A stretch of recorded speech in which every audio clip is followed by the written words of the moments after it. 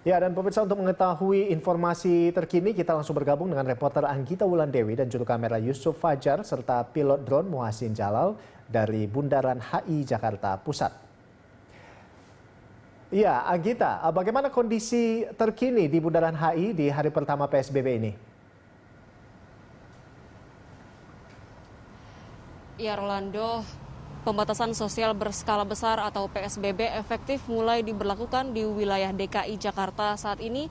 Dan sejak pagi tadi hingga saat ini kami sudah memantau di beberapa ruas jalan utama di DKI Jakarta, tidak hanya di sekitar Bundaran HI saja, namun juga sepanjang dari Jalan Jenderal Sudirman dan juga di sekitaran Semanggi. Sampai saat ini di kawasan Bundaran HI terlihat jalanan masih sangat lengang, di mana memang aktivitas warga di hari pertama PSBB ini terlihat sangat jauh berkurang signifikan.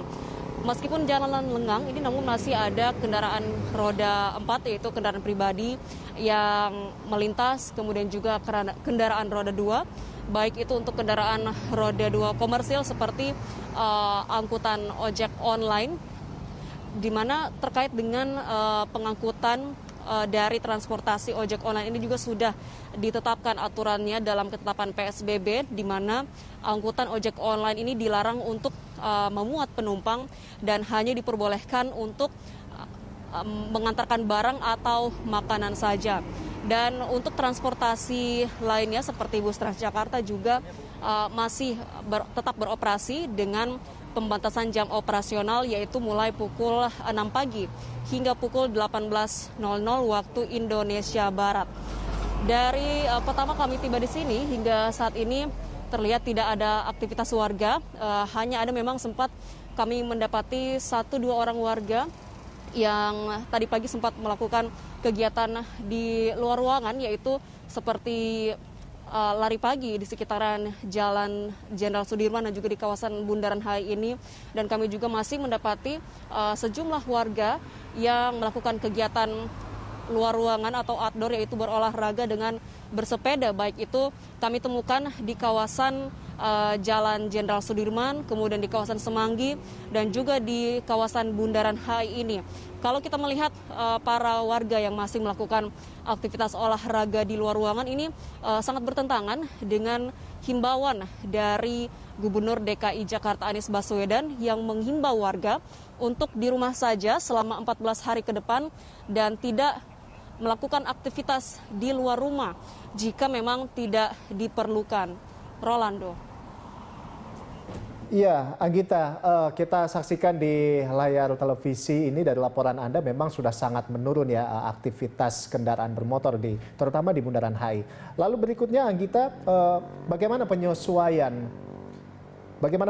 jadwal komuter lain di Stasiun Manggarai pada masa PSBB ini? Iya, maksud kami, apakah sudah diterapkan dengan aktivitas dari operasional transportasi umum seperti misalnya bus Transjakarta, kemudian taksi konvensional, termasuk juga kereta komuter lain dan juga MRT, LRT, ini diputuskan oleh pemerintah untuk tetap bisa beroperasional seperti biasa, namun dengan memperhatikan pembatasan jam operasional, yaitu mulai pukul 6 pagi hingga pukul 18.00 waktu Indonesia Barat.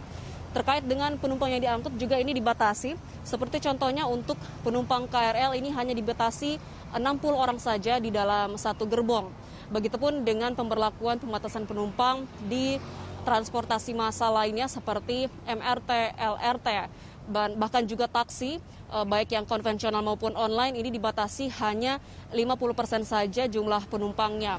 Pembatasan angkutan ini tidak hanya berlaku untuk moda transportasi umum saja, namun juga berlaku bagi transportasi pribadi seperti kendaraan roda 4 dan juga kendaraan roda 2 atau kendaraan sepeda motor. Untuk kendaraan roda 4 sendiri, yang untuk kendaraan pribadi ini juga memiliki ketentuan khusus yang tertuang dalam peraturan gubernur terkait dengan PSBB, yaitu Pergub nomor 33 tahun 2020, di mana Gubernur DKI Jakarta Anies Baswedan merinci penggunaan transportasi kendaraan pribadi roda 4 ini diizinkan hanya untuk dioperasionalkan ketika akan melakukan pembelian bahan kebutuhan pokok, kemudian juga dapat dioperasionalkan jika warga tersebut memiliki kepentingan untuk kegiatan pemerintah maupun kegiatan sektor swasta lainnya yang dikecualikan oleh pemerintah.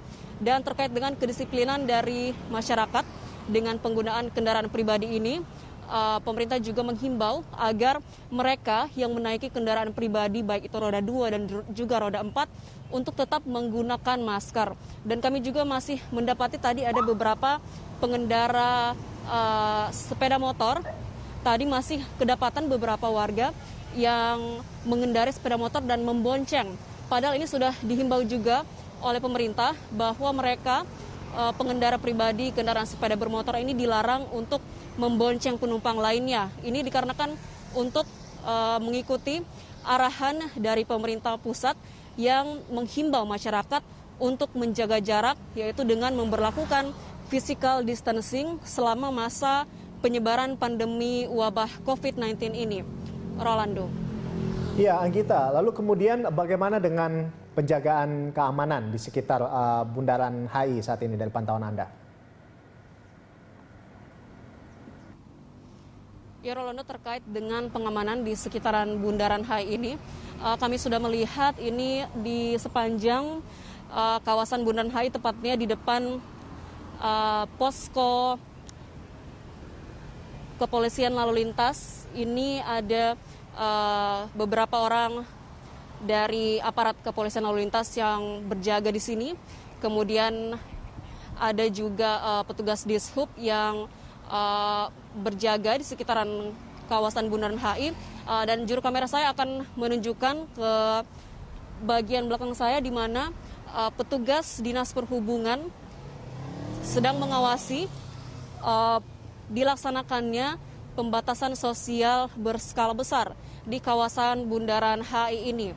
Para petugas Dishub juga tadi yang juga sempat menghentikan beberapa pengendara bermotor yang membonceng penumpang lainnya, di mana ini bertentangan dengan himbauan dari gubernur yang mengatakan atau menetapkan aturan bahwa pengendara sepeda motor ini tidak dibolehkan untuk membonceng penumpang sesuai dengan kebijakan pemerintah yang menetapkan untuk melakukan physical distancing selama wabah COVID-19 ini masih terjadi. Selain itu, selain dengan memantau para masyarakat yang ini baru saja ada juga petugas Dishub memberhentikan pengendara kendaraan sepeda motor yang masih membonceng. Ini salah satu pelanggaran yang juga sudah ditegaskan oleh pemerintah bahwa pengendara kendaraan sepeda motor ini dilarang untuk membonceng penumpang lainnya. Larangan untuk membonceng ini tidak hanya diberlakukan untuk angkutan umum seperti moda transportasi ojek online saja, namun juga bagi pengendara sepeda motor pribadi.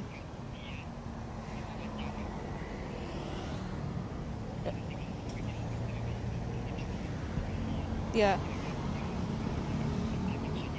petugas yang berjaga di sini baik itu dari kepolisian lalu lintas dan juga dari Dinas Perhubungan, ini mereka melakukan penjagaan bukan hanya untuk melihat ketaatan dari masyarakat saja dalam berkendara selama diberlakukan PSBB, namun juga untuk melihat, untuk mencegah sampai adanya nanti jangan sampai ada warga yang berkumpul lebih dari 5 orang di tempat umum. Ini juga tertuang dalam peraturan gubernur terkait dengan PSBB yang sudah ditekan oleh Gubernur DKI Jakarta Anies Baswedan, di mana di situ ditegaskan bahwa selama pelaksanaan PSBB ini tidak boleh ada masyarakat yang berkumpul lebih dari 5 orang di tempat umum. Terkait dengan pendisiplinan hal tersebut, Pemprov DKI berkoordinasi dengan pihak kepolisian, di mana nantinya pihak kepolisian akan melakukan tindakan dengan langkah persuasif terlebih dahulu jika menemukan kerumunan orang lebih dari 5 orang di tempat umum. Namun jika himbauan dari pemerintah tetap tidak juga dihiraukan oleh warga, nantinya akan dilakukan tindakan tegas dengan mengenakan sanksi pidana kepada warga yang melanggar aturan tersebut dengan hukuman maksimal 1 tahun penjara dan juga denda 100 juta rupiah. Rolando. Ya baik, terima kasih Anggita atas laporan Anda dan selamat bertugas kembali. Pemirsa, demikian tadi Anggita Wulandewi dan juru kamera Yusuf Fajar serta pilot drone Muhassin Jalal.